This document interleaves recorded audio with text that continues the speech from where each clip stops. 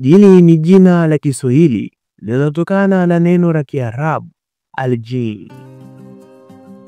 Majini ni viumbe wanaosadikika kuishi katika mazingira ya kila aina. Pia baadhi ya watu wanaamini majini ni viumbe wenye uwezo mkubwa wa kufanya vitu tofauti tofauti, pia wenye uwezo wa kujibadili kuwa katika hali waipendayo. Katika vijiwe tofauti tofauti, najua utakuwa umesikia stori zinazohusu majini. Stori ambazo zimezua mijadala mingi mikubwa. Stori ambazo kila mmoja ana neno lake. Wengine anazungumza hili na mwingine anazungumza hili. Mimi G Venga hapa. Leo katika channel ya Kiswahili TV nimeamua kukufungulia kurasa zinazohusu na kukuelezea kuhusu majini na kutoa ujinga wote uliokuwa nao kwenye kichwa chako. Je, majini yana kazi au hayana kazi? Leo nimekuja kukufungua uache kuweka ujinga ambao unauchukua kwenye vijiwe. Karibu. Asili ya imani hiyo haijajulikana vizuri, lakini ilikuwepo Uarabuni kabla ya Muhammad. Kwa asilimia kubwa wenye imani ya uwepo wa majini wanasema ni viumbe wasioweza kuonekana, hivyo ni vigumu kupata uthibitisho wa moja kwa moja kuhusiana na viumbe hao. Kadri ya imani hiyo, majini waliumbwa na Mungu kwa kutumia moto na wakiwa wa jinsia mbili. Walikuwepo tangu Adamu kuumbwa. Hata enzi za Yesu majini walikuwepo mpaka alipokuja Mtume Muhammad.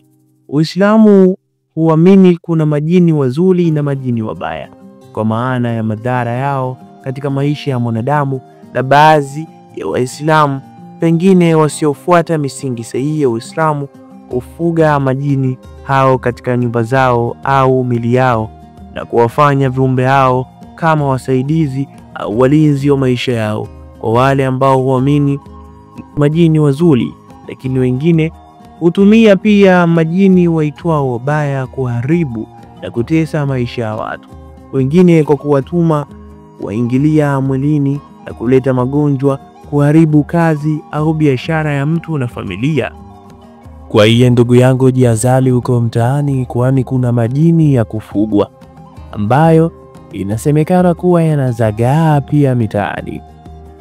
Hata wasio na dini na baadhi ya Wakristo hutumia majini kuponya wagonjwa na vilema na kufanya miujiza mbalimbali kama kwa mazingaombwe. Na ndio maana vitu vinavyofanya na wana mazingaombwe huwa vieleweki kabisa.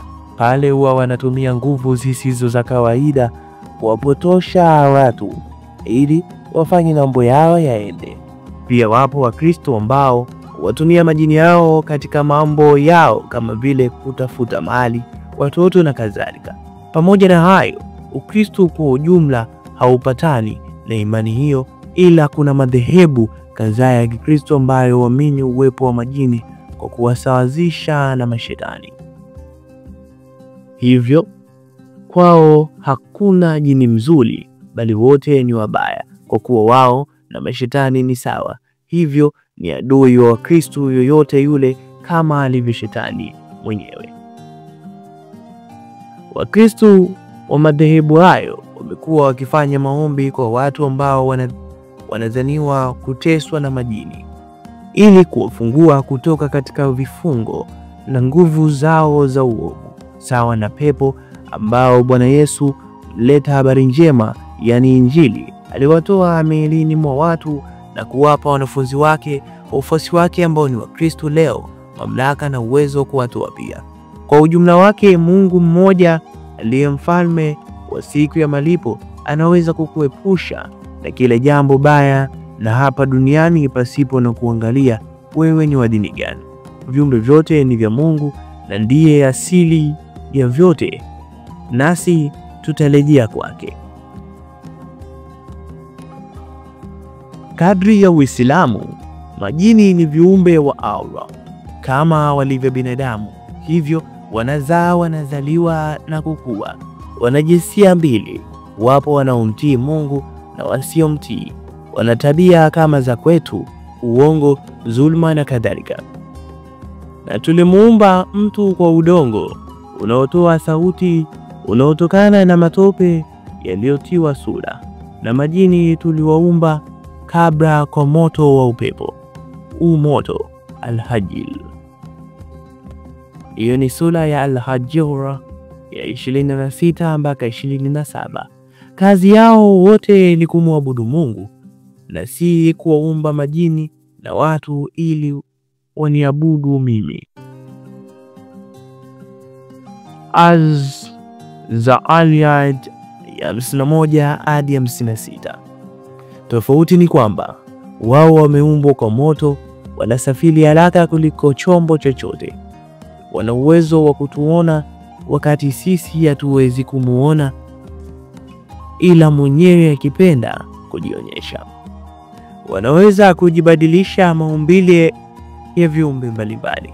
Wanaweza kuingia mwilini mwa mtu kwa njia ya hewa na kuwasili kiungo chochote, hata kukaa katika ubongo na kumpandikiza fikra mbovu. Wanaweza kuzini na mtu bila huyo kujitambua, au kumzini bila huyo kuweza kujihami. Wanaishi muda mrefu kuliko sisi, lakini wanaugua na kufa. Baadhi wanajenga urafiki au uadui na watu ili wapoteze wasipofuata sheria za Mwenyezi Mungu. Ingawa wapo wanaoamini uwezekano wa majini kutengenezwa na watu, imani inaukanusha. Sema, Mwenyezi Mungu ndiye muumba wa kila kitu na yeye ni mmoja mwenye kushinda. Ra'ad 16. Isipokuwa Waislamu wanaamini uwezekano na kuwatumia majini kwa namna mbalimbali. Mtazamaji, hivyo ndivyo ambavyo dini zote mbili zimekuwa zikichukulia majini. Ulikuwa nami G Venga hapa. Asante.